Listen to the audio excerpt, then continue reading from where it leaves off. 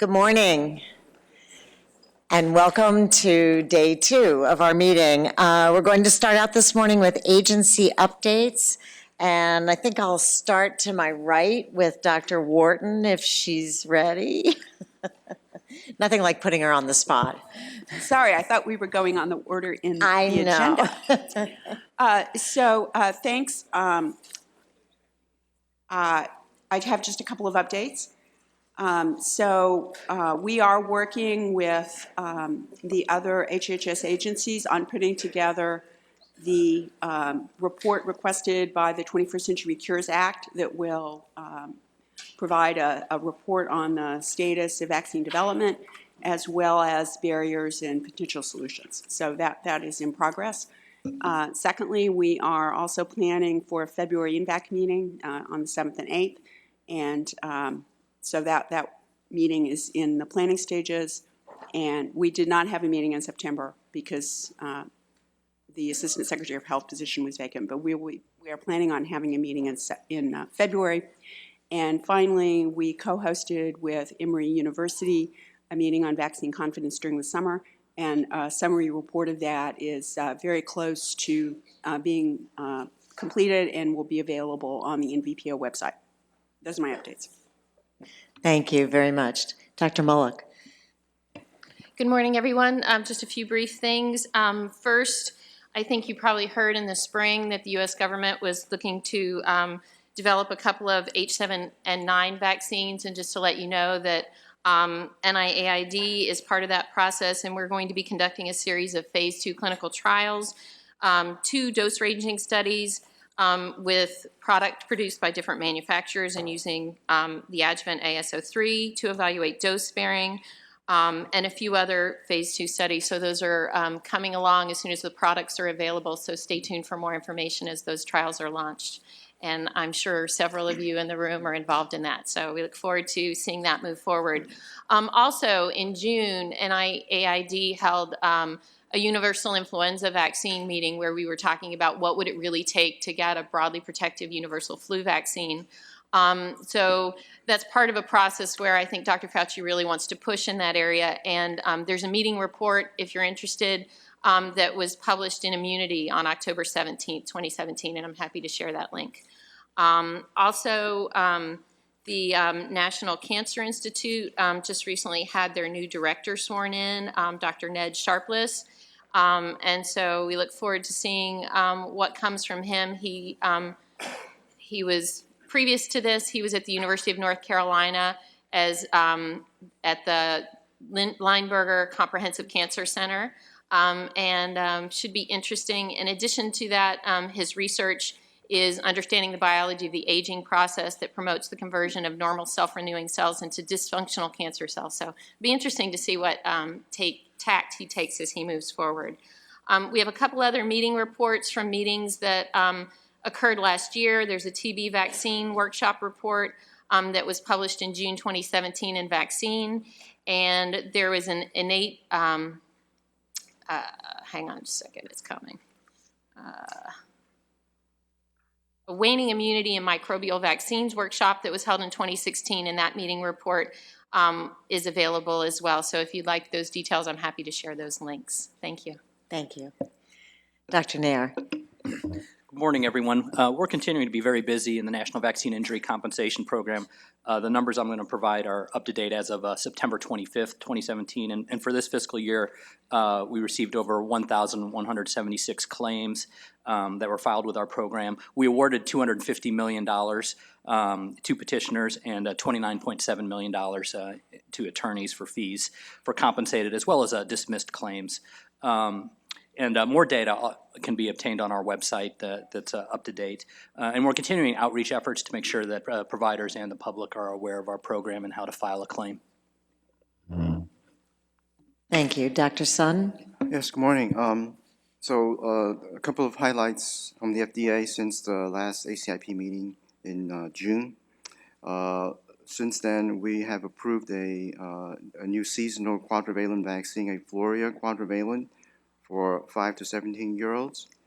This is noteworthy because, as you recall, several years ago, a Floria trivalent, the due to a campaign that was in Australia where it showed increased febrile seizures, that indication was changed to ages 5 and above, and the ACIP recommended for 9 and above.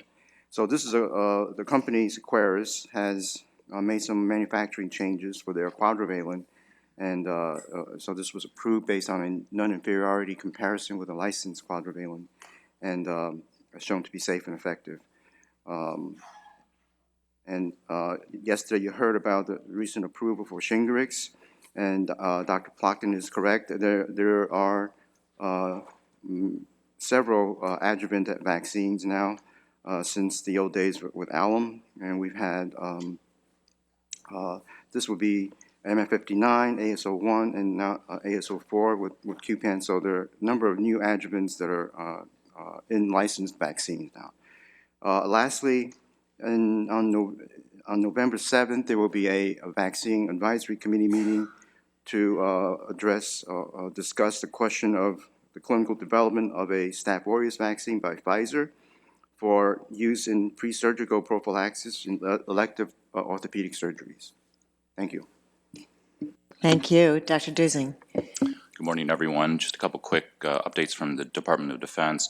First, on the 2017-2018 seasonal influenza program, it should come as no surprise that the influenza vaccine remains mandatory for all uniformed personnel, including active duty, Coast Guard, Reserve, and National Guard members, with an immunization goal of 90% vaccination compliance by mid-December. As a reminder, the influenza vaccine is also mandatory for our healthcare personnel who provide direct patient care in military treatment facilities, and it is recommended for all other healthcare personnel within the military health system. The DoD began administering this season's influenza vaccine the last week of August and anticipates approximately 3.5 million beneficiaries will be covered this season.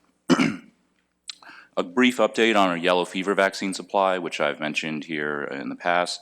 The DoD continues to closely monitor the limited YF-Vax supply within the military health system, and the Defense Health Agency's Immunization Healthcare Branch utilizes an approval validation process for YF-Vax requests by military treatment facilities.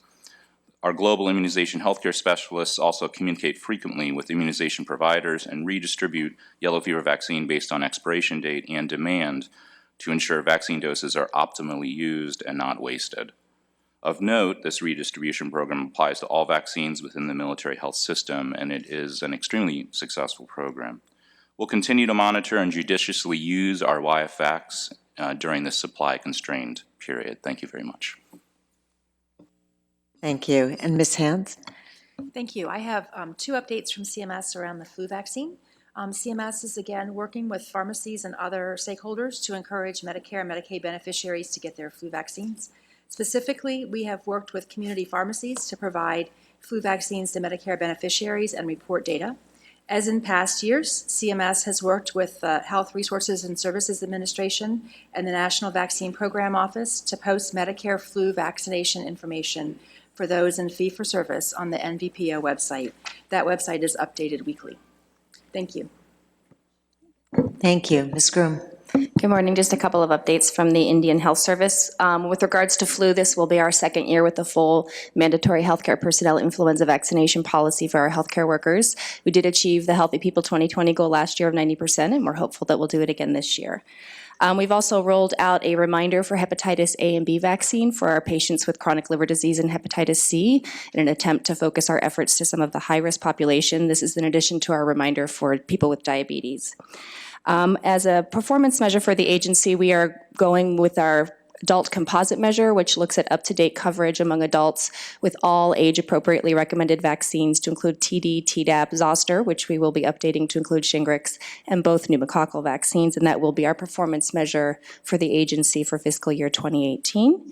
And then finally, I'm really pleased to announce that 2 of our sites were selected as the winners of the CDC and American Cancer Society HPV Vaccination Champion Awards. So these were awards that selected a facility or a healthcare system in each of the 10 HHS regions that had achieved at least 70% up-to-date coverage with HPV vaccine in males and females. And so 2 of our sites were selected as the winners, and we're very happy about that. Thank you. Congratulations. That's terrific. Dr. Missoni. Great, thank you. Since our last meeting, CDC has welcomed the new CDC Director, Dr. Brenda Fitzgerald. She's actually in Uganda this week, but I'm hopeful that she'll be able to be here at the February ACIP to meet and greet all of you.